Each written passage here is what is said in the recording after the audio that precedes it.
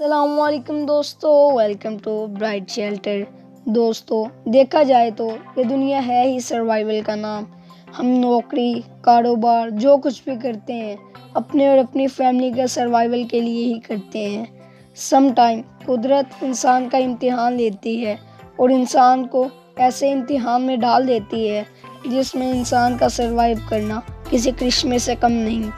اس video میں آپ کو ایسی سروائیول سٹوری کے بارے میں بتاؤں گا۔ یوروگائن ایئر فورس فلائٹ 571 ایک چارٹرڈ جہاز تھا اور 13 اکتوبر 1972 میں یہ جہاز یوروگائن سے چلی جا رہا تھا۔ اس میں 45 افراد موجود تھے اور اس میں میڈیکل کالج کی ٹیم موجود تھی۔ باقی سارے ان کے ہی رشتہ دار تھے۔ یہ لوگ چلی میں میچ کھیلنے جا رہے تھے۔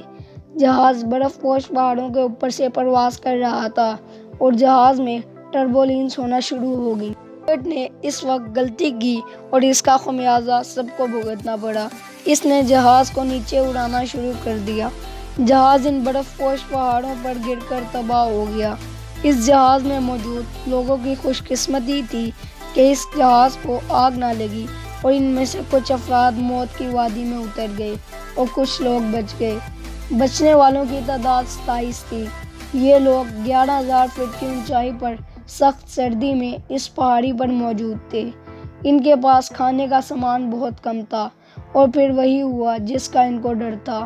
ایک دن بعد اس پہاڑ پر شدید برفانی طوفان آیا جس کی وجہ سے 8 مزید لوگ سروائیو نہ کر سکے۔ جیسا کہ میں نے پہلے ہی آپ کو بتایا، یہ ساری فیملیز تھیں اور یہ لوگ ایک کے بعد ایک اپنے پیاروں کو اپنی آنکھوں کے سامنے مرتا دیکھ رہے تھے۔ بچے ہوئے 19 لوگوں کے زندہ رہنے کے چانسز بہت کم تھے۔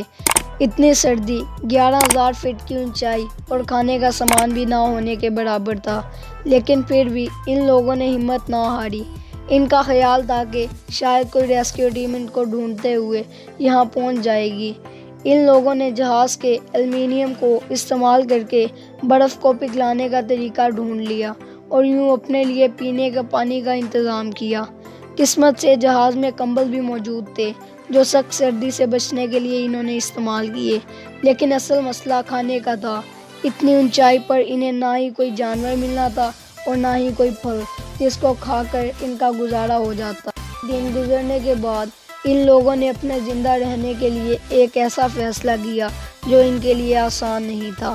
ان لوگوں نے حادثے میں مرنے والے اپنے پیاروں کو کھانے کا فیصلہ کیا۔ شدید سردی میں ان کی لاشیں محفوظ تھیں۔ ان 19 لوگوں کے پاس 2 ہی راستے تھے، یا تو یہ مر جاتے یا پھر زندہ رہنے کے لیے اپنے پیاروں کو کھاتے اور آدم خور بن جاتے۔ ان لوگوں نے انسانوں کو کھانے کا فیصلہ کیا۔ ان کے مطابق یہ فیصلہ انتہائی مشکل تھا۔ سردی کی وجہ سے ان کے منہ نہیں کھل رہے تھے اور یہ لوگ کانپنے لگ گئے، لیکن زندہ رہنے کے لیے ان لوگوں نے یہ فیصلہ کیا کہ اگر ان میں سے کوئی مر گیا تو وہ بھی خود کو کھانے کے لیے پیش کر دے گا۔ دوستو، ان کے مطابق یہ کسی بھی صورت میں ہار ماننے کے لیے تیار نہیں تھے۔ ان میں سے کچھ لوگ ادھر ادھر روز پہاڑیوں پر جاتے کہ شاید کوئی مدد مل جائے، لیکن ان کو کچھ نہ مل سکا۔ یوں 2 مہینے گزر گئے۔ ان کی تلاش کرنے کے لیے ارجنٹینا، یوروگائن اور چلی کی ریسکیو ٹیمز کی طرف سے کافی کوشش کی گئی، لیکن یہ تلاش 8 دن کے بعد ختم کر دی گئی۔ اس کی خبر ان تک پہنچ گئی تھی کیونکہ جہاز میں ایک ٹرانزسٹر ریڈیو موجود تھا جس کی مدد سے ان کو پتہ چل گیا کہ ان کو اب کوئی بچانے کے لیے نہیں آئے گا۔ یہ لوگ دن رات جہاز میں مرتے ہوئے لوگوں کو کھا کر گزارا کر رہے تھے۔ سننے میں یقیناً عجیب لگتا ہے کہ کوئی کیسے اپنے ہی پیاروں کو کھا سکتا ہے، لیکن یہ لوگ ایسا کرنے کے لیے مجبور تھے۔ لیکن آخر کب تک ایسے چل سکتا تھا؟ آہستہ آہستہ لاشیں بھی ختم ہونے لگیں۔ 2 مہینے گزر چکے تھے۔ اس دوران ان میں سے کچھ لوگ روزانہ پہاڑوں میں نکل جاتے تاکہ شاید ان کو کوئی مدد مل سکے، لیکن مدد کے کوئی آثار دکھ نہیں رہے تھے اور اب ان لوگوں کی زندہ رہنے کی امید بھی ختم ہو رہی تھی۔ پھر کرشمہ یوں ہوا کہ ان میں سے 2 لوگ معمول کے مطابق پہاڑوں میں مدد کے لیے نکلے ہوئے تھے اور یہ لوگ 10 دن تک ان پہاڑوں پر ادھر ادھر پھرتے رہے اور ویسے ان کو قسمت سے ہائکنگ ٹیم مل گئی جو اس پہاڑ کو سر کرنے کے لیے وہاں موجود تھی۔